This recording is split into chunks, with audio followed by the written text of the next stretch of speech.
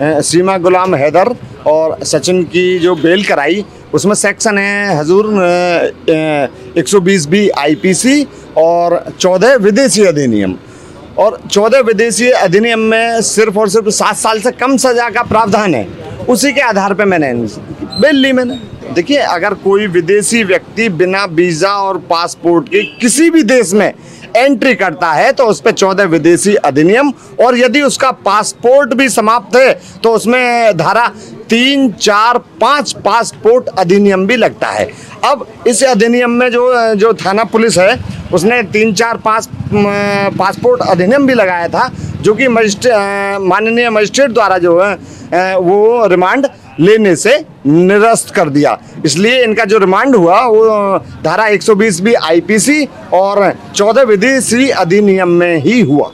Police interrogate ये जो हैं, जो जांच एजेंसी हैं, चूंकि विदेशी महिला है और साथ ही पाकिस्तान जो शत्रु देश है उसके खिलाफ जो विवेचना करेगी वो एनआईए और जो हमारी भारत की जो जांच एजेंसी है वो साक्ष्य एकत्र करेंगी। उसके बाद में यदि इस पे आरोप सिद्ध होता है तो कोर्ट में जो आरोप पत्र दाखिल होगा, और यदि इस पे आरोप सिद्ध नहीं होता है तो उसमें अंतिम रिपोर्ट जो माननीय न्यायालय के समक्ष प्रस्तुत की जाएगी। देखिए, सरकार पक्ष का तो कोई भी वकील है तो वो तो हमारी जो जमानती अपराध भी हैं उनमें ही विरोध करेगा।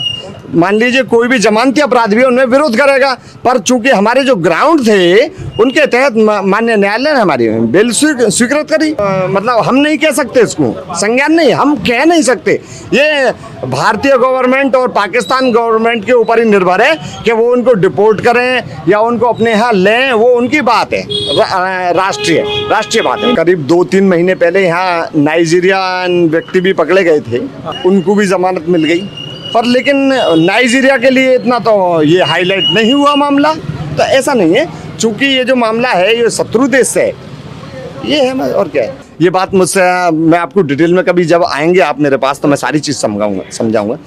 लेकिन चूंकि ये पाकिस्तान से संबंधित, चलो मैं आपकी मान रहा हूँ शत्रु देश नहीं है, पर लेकिन अब इसको सीमा और सचिन के एंगल को प्यार से जोड़ा जाए तो पाकिस्तान गवर्नमेंट का भी ये बनता है कि वो सीमा को यहीं छोड़े। मैं फेवर की बात बिल्कुल नहीं कहूँगा। यदि सीमा गुलाम हैदर, तो मैं उसका फेवर क्यों करूँगा? मैं भारत का नागरिक हूँ और यहाँ जो व्यक्ति खड़े हुए सारे भारत के नागरिक हैं और भारत की सुरक्षा करने का हमारा सबका अधिकार है। तो यदि जासूस है तो हमारा उससे कोई लेना देना नहीं, उसको सजा दिलवाएंगे हम नहीं। जो हमारी राष्ट्रीय सुरक्षा एकेडमी है वो सजा दिलाने का काम करें। सीमा का जो कहना, आप हो सकता है आप उनका इंटरव्यू लेकर आए हों कि मुझे मार देंगे, कि यदि पाकिस्तान की जासूस है और वो वहाँ पाकिस्तान में चली जाती है तो क्यों मारेंगे पाकिस्तानी उसे? और यदि ये एंगल इसका प्यार का है तो हो सकता है कि उसकी डेथ हो। तो मेरा भारत गवर्नमेंट से ये है कि जो इसके यदि वो पाकिस्तान भी जाती है तो उसकी सुरक्षा की गारंटी लेकर ही उसे भेजें।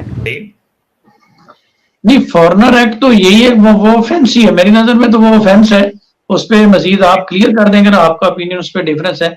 ऑफेंस इस तरह से है क्योंकि उसमें जो वर्डिंग है सेक्शन 14 की, उसमें पनिशमेंट का जिक्र किया गया है, और पनिशमेंट जो है वो ऑफेंस में ही होती है। सिविल में जाकर आपके पास इम्प्रिजनमेंट जो है वो उसमें या तो डैमेजेस होते हैं या इस तरह का मामला आता है। जहां पे आपको इम्प्रिजनमेंट का मामला आ जाए कि 5 ईयर इम्प्रिजनमेंट है या 8 ईयर, तो मोस्टली क्रिमिनल मैटर्स में ही ऐसा होता है। जी, आपकी ऑब्जर्वेशन बिल्कुल सही है फयाज साहब, आपकी ऑब्जर्वेशन बिल्कुल सही है। अच्छा, इंडिया के अंदर जो इलीगली इमिग्रेशंस होते हैं, इसके लिए जैसे आपने नारकोटिक्स कंट्रोल ब्यूरो जो नारकोटिक्स एंड ड्रग्स के मैटर है उनके लिए, आपने सुना है कि इंडिया के अंदर जो कोई बाहर से आते हैं उसके लिए स्पेसिफाइड कोई एजेंसी है? नहीं, मैंने। अब स्टेट क्या करे? वही तो सर पूरा क्वेश्चन ऑफ लॉ यहाँ पे नहीं, यहाँ पे क्वेश्चन ऑफ कॉन्स्टिट्यूशन खड़ा हो गया, मतलब खड़ा हो गया एक तरह से। बिल्कुल सही। अच्छा कुमार साहब, सर एक चीज तो आप बताइए कि जैसे एफआईआर के ऊपर गुलाम हैदर का तो कोई लेना देना नहीं है ना। एफआईआर इंडियन स्टेट ने काटी, वो जाने सीमा जाने, गुलाम हैदर को तो अपने बच्चों से मतलब है। तो वो एफआईआर का पीछा कैसे कर सकता है कि उसको प्रोसिक्यूट करवाए, ये वकील करे, उसका तो एफआईआर से लेना देना नहीं है।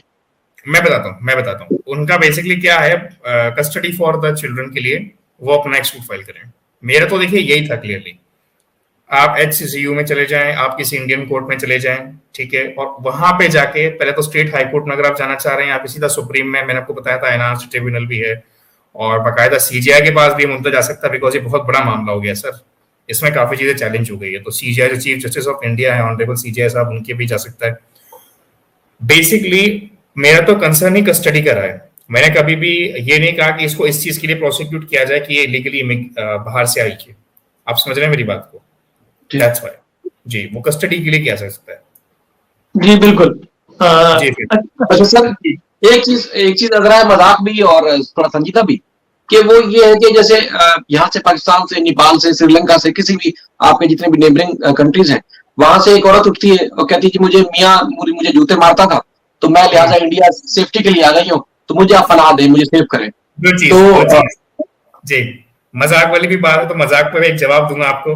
हर किसी के पास AP सिंह साहब है क्या? पहली चीज तो अच्छा जी, तो दोनों मतलब दोनों चीजें आप बताएं कि संजीदा वाला भी मजाक वाला भी, क्योंकि मतलब क्या उठेगी औरत और जाके वो सेव हो जाएगी, इंडिया का कानून उसको कहेगा कि इसको चूंकि वहां जूते पड़ गए थे इसलिए यहाँ हम इसको सेव करते हैं, सीधा डिपोर्ट होगी सर, सीधा डिपोर्ट होगी। मैंने मजाक के अंदर काफी बहुत काम की बात कह दी, लेकिन सर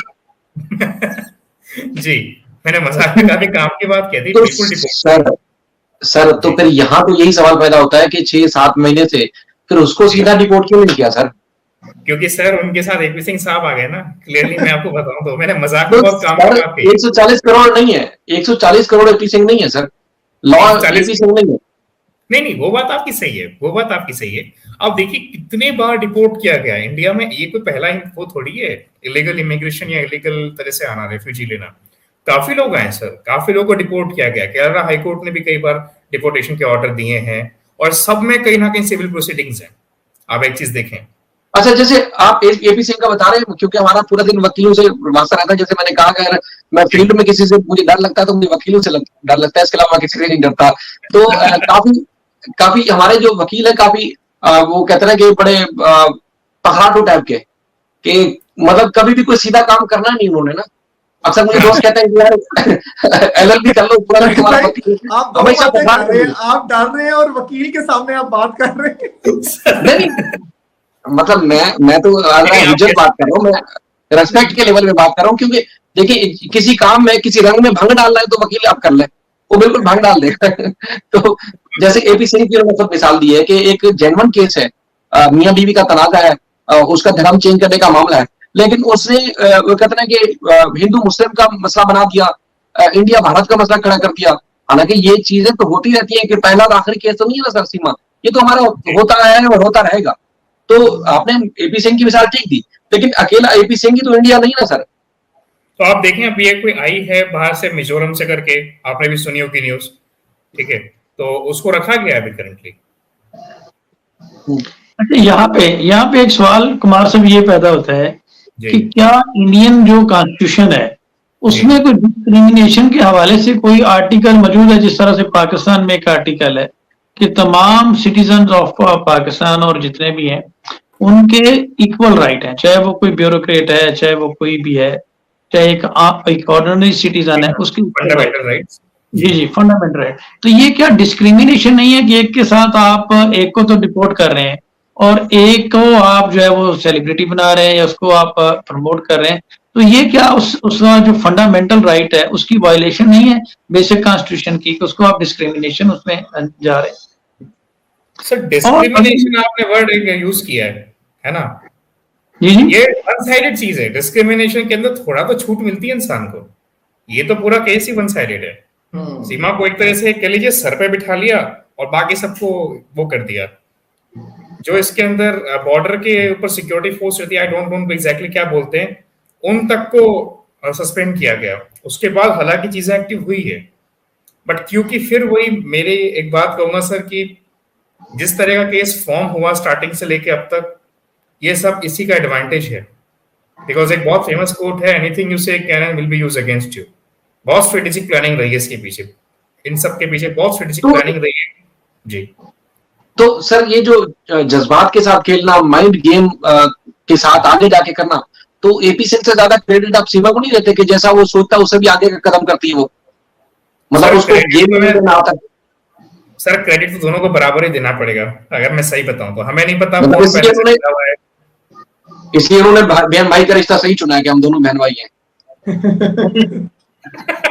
बात सही है। बात में देना है। देने लिहाज से तो वो बिल्कुल बहन भाई है। वो बिल्कुल बहन भाई हैं सर सर। मतलब सर कभी कभी एपी सिंह देखिए, वकील भी किसी को कितना मशवरा देगा ना सर, आपको खुद पता है कि आपने नेगेटिविटी में जाके पॉजिटिविटी में जाके अपने क्लाइंट को बचाने के लिए सर तोड़ कोशिश करनी होती है, लेकिन वकील की भी एक लिमिट होती है। लेकिन मेरे ख्याल में जहाँ एपी सिंह की लिमिट खत्म होती है ना सर, सीमा की लिमिट वहां से आगे शुरू होती है, वो है ना सर।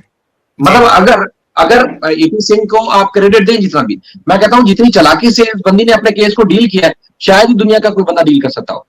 सर इसे क्रिमिनल लॉयर जितनी नॉलेज चाहिए, ये बात में हम डिनाई नहीं करेंगे, हालांकि कानून भले ही पता ना हो, लेकिन उसका माइंडसेट वैसा ही है। बिल्कुल, बहुत अच्छी बात की, बहुत सीरियस मैं टॉपिक, बहुत आज मैं यही तो गुलाम हैदर का इंटरव्यू देख रहा था, वो गिड़गिड़ा के रो रहा है, कह रहे हैं भाई मतलब 9-10 मई को जब ये गई है तब तक तो हमारी मोहब्बत की शादी और बड़ी सुकून वाली जिंदगी गुजर रही थी। तो मतलब कोई सोच भी नहीं सकता, तस्वर भी नहीं कर सकता कि एक औरत जाके इस गेम तक चली जाएगी। बाकी और भी लफड़े होते रहते हैं, लेकिन इस वाला जो लफड़ा है ये शायद ही तारीख मिटा पाए कभी इस मामले को, कि इतनी इस हद तक आगे और चली जाएगी और तहस नहस कर देगी। आदमी सोचने पर मजबूर हो जाएगा कि अभी तक मेरे से मोहब्बत थी और अगले लम्हे किसी और से मोहब्बत हो गई, और वो मोहब्बत भी पुरानी थी। सर शायद सर बहुत बहुत डीप बात कर रहे हैं आप, ये एक हिस्ट्री क्रिएट हुई है, इतिहास के अंदर याद किया जाएगा ऐसा एक मामला हुआ था।